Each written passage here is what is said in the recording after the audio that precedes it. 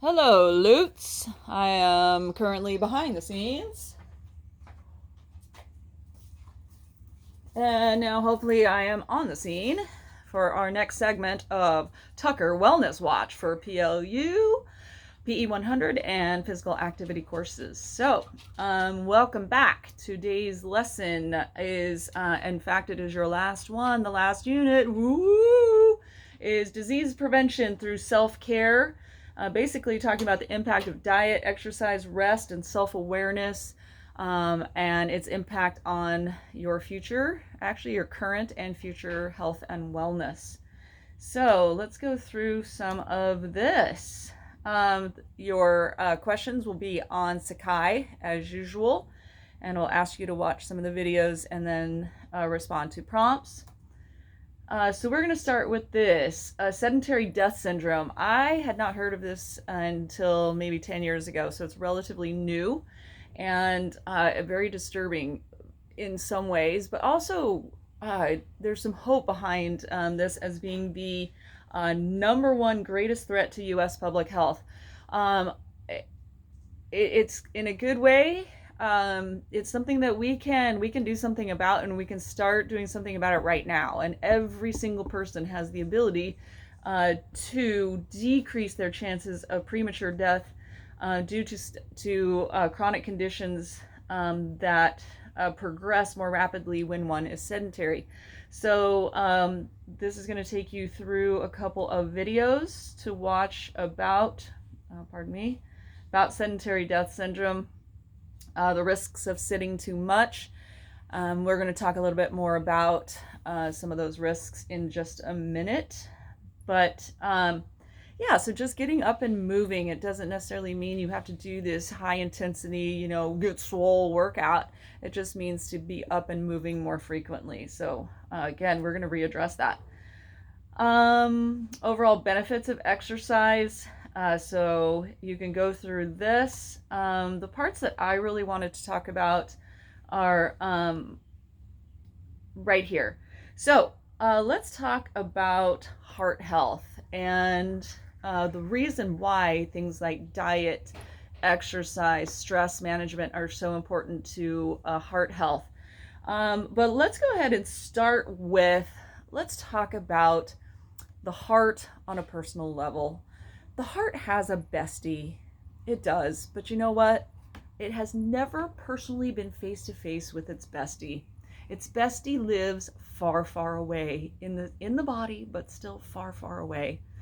Any ideas who the heart's best friend might be? It's a muscle, not the lungs, not the brain. Ding, ding, ding, ding, ding. It's the calf muscle. See, they live so far away.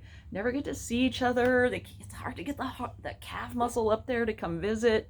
But they are besties because they help each other out so much.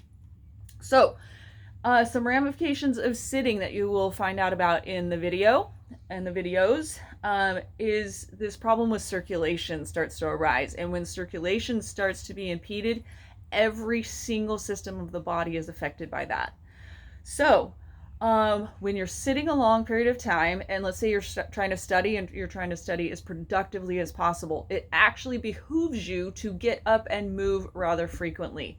Set a timer for every 20 minutes, get up and move for 2 minutes, sit back down, go back to work, and you will be, at the end of that hour, more productive than you would be had you sat down for that entire hour.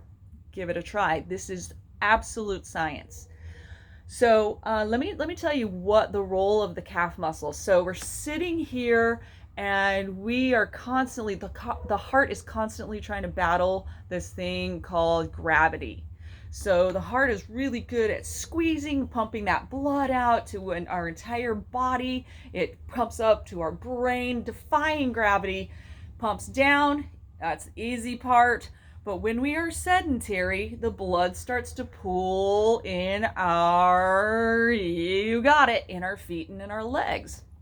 So, of course, we have in our veins, we have systems in place that help that blood come back up to the heart to be oxygenated.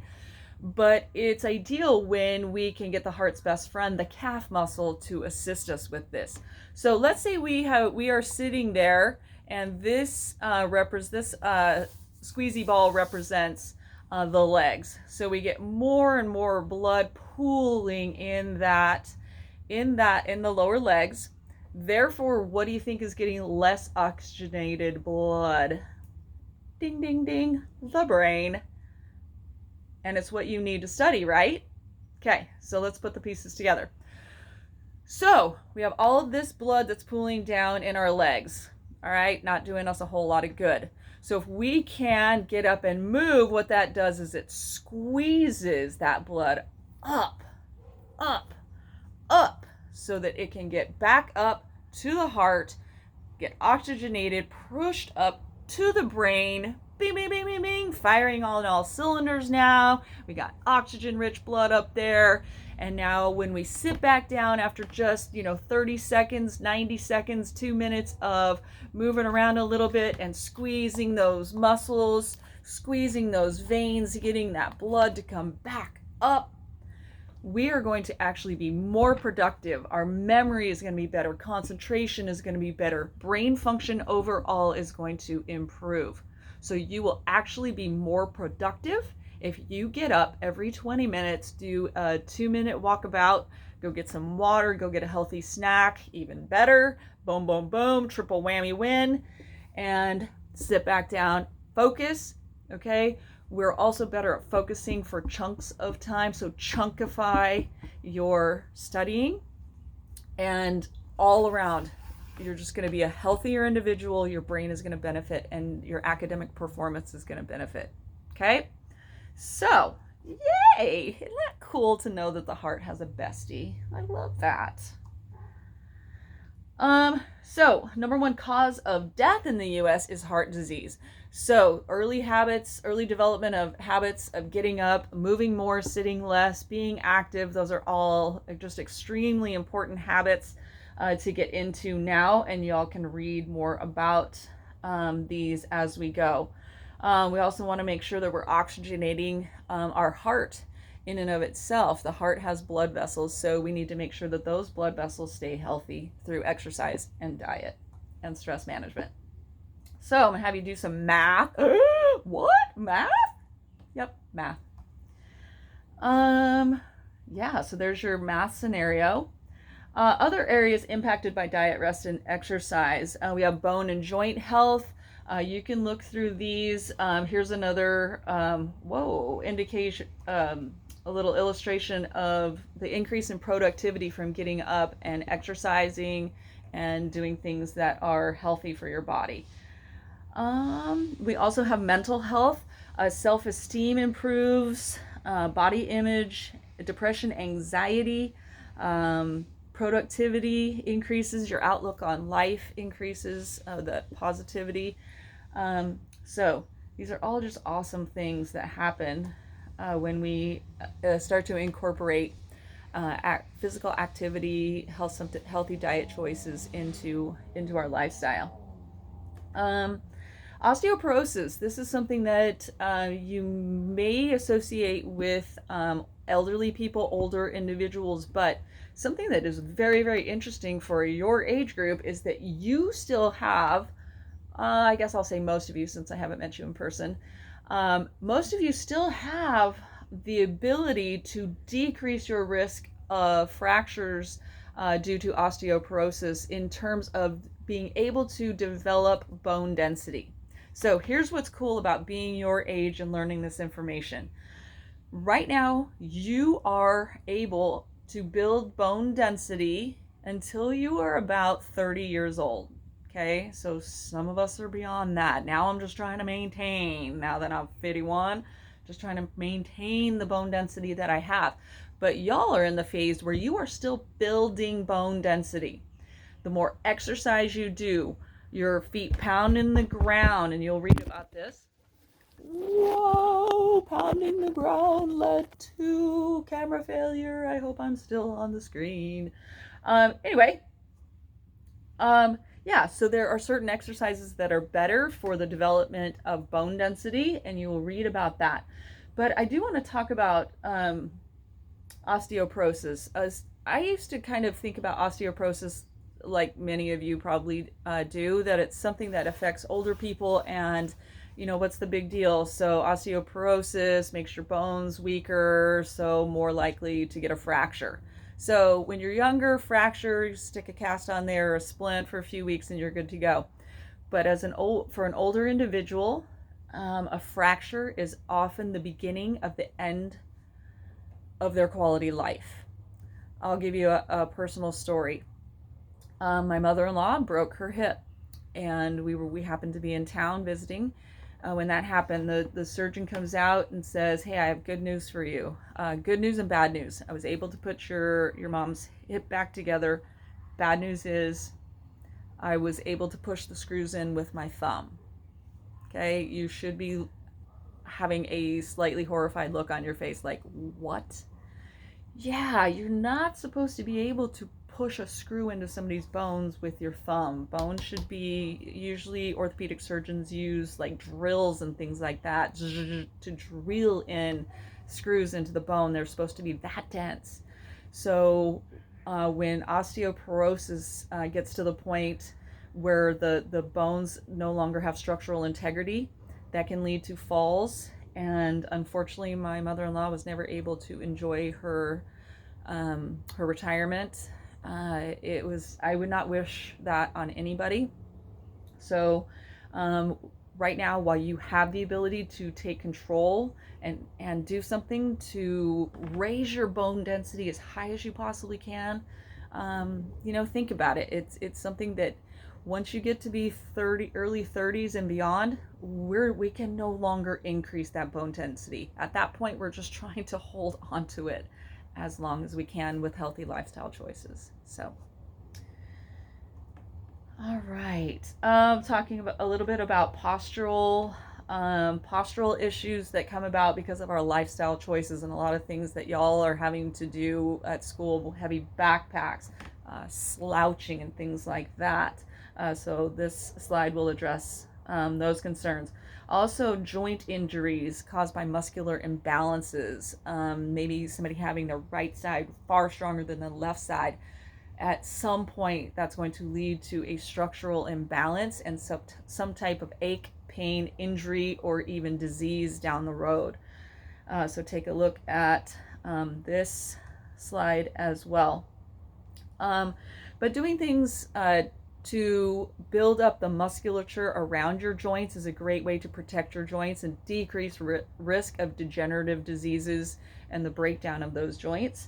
Doing weight bearing exercises, again, that helps to build bone density, and it builds the musculature around the joints. By the way, just so you know, bones and muscles only grow after they've been damaged. Kind of a crazy concept, isn't it? There has to be a little bit of micro trauma, and the body goes, alert, alert, alert. My person just finished doing this strength training workout. The muscles have experienced this awesome micro trauma. Get on those hard hats, osteocells and myelocells, all these specialized cells. Let's get there, and we are going to repair the muscle, or we're going to repair the bone. And we do that by adding layers on top of the traumatized, the worked bones or muscles. And when you add layer and layer and layer and layer to bone, they become more dense and stronger. When you do that with muscle, layer, layer, layer, layer, they get stronger and more swole. Yeah. So micro trauma in this case is actually a good thing, and your body responds and goes, let's go and fix that. And eventually, over time, the body becomes stronger. What's really interesting is that repair takes place while you're at rest. So that is why it's so important. It's diet, rest, exercise. If you're not incorporating the rest, the sleep, the rest, the downtime, your muscles and your bones are not going to have the opportunity to build up as well as they could. So, interesting fact. Some of these other benefits. Yeah, we have these, all the dimensions of that on that wheel of wellness are impacted by our lifestyle choices. When we, again, implement pretty good diet. 80-20 rule. We implement some exercise, getting up and moving more, sitting less, getting good rest, some mental health downtime, some good sleep. These are some of the things that happen. Self-esteem goes up, body image goes up, you get a little bit more positive outlook on life. Risk of depression goes down. If you currently have depression, do not go off your meds or anything, but talk to your healthcare provider or your counselor, your therapist about the fact that you're now incorporating exercise into your lifestyle. And they're going to love to have that conversation with you. Productivity, overall productivity. Your brain is working better. So you're going to have more energy, more desire to volunteer, more desire to get out and participate in society. So again, that entire wheel of wellness is going to benefit. And you know what? You'll be happier. That's huge. So, how important is self-care? A lot of the rest of this PowerPoint is going to have to do with self-care, especially during this really weird time that we are in. Self-care is super important. Self-care is an investment. Self-care is not selfish. In fact, it's the complete opposite. So some interesting things. I really love this self-care bingo. Love that. If you ever want to play self-care bingo, I will play bingo with you anytime. The power of self-talk. Boy, my mom used to talk to me about this when I was growing up, and I was like, that sounds kind of woo. But you know what? She was so right. What's going on in your brain, the way you think about you, your self-talk, it's real. It changes you at the cellular level. If you want to read a really good book about the science of self-talk, read the book, The Biology of Belief. Unreal. The book is unreal. So, the way when you look at yourself in the mirror, I'm going to ask you to be super gentle with yourself. Look at yourself through the eyes of the person who loves you the most. Look at yourself as the beautiful, unique, smart, talented individual that you are, because you are. And figure out ways to turn off the negative self-talk. I can't. I don't deserve this. I can't do this. Figure out ways to turn those off quickly and replace with a positive self-talk mantra, something that you can is your quick go-to. Okay. So anyway, this will be a great opportunity to learn some strategies for that positive self-talk. So these leading that healthy lifestyle, that's your magic pill. Everybody wants a magic pill. How do I lose weight? How do I get fit? How do I do all this? It's to do a little bit of these lifestyle habits, a little bit more exercise, a little bit more rest, a little bit more meditation, a little bit more self-care. Swapping, instead of having that sugary soda, have some like hint water instead, some flavored water, something like that. So it doesn't have to be drastic. It's just little things that you can implement into your life right now that will make you happier right now and healthier and happier in your future. So that is what I wish for every single human being alive. The next section provides current and reliable information and resources about COVID-19 and the impact of self-isolation and pandemic fears on health and wellness now and in the future. I participated in a webinar this last week, and it was perfect timing because last week was just that was a struggle. I didn't want to do anything. I'm not even sure I brushed my teeth Wednesday and Thursday, just to be honest with you. Yeah. Today's the first day I did my hair. Can you tell? In a while. Yeah. So anyway, I'm feeling good. Sometimes I I often wear bright colored clothes just because I find that the brighter my clothes, it really does kind of lift my mood. So I psych myself into the happy mood just with some simple choice in what I wear and the bright colors that I surround myself with. So anyway, that's where I'm going to leave you for today. If you have any questions about the PowerPoint, please, please, please let me know. And I really wish that you would give me a call, sign up for office hours. I emailed you a Google Drive where you can sign up for office hours. My cell phone number is provided on that Google Doc because I really do want to talk. Anybody who wants to have a conversation about any of the topics that we've covered, I'm game. And if you want to just call and talk about your dog, we had a great little birthday party for Lola last week. It was fantastic, just so fun. So anyway, I love y'all. You're awesome. Just do the best that you can. Please read the email that I sent, the Monday email from this week, okay?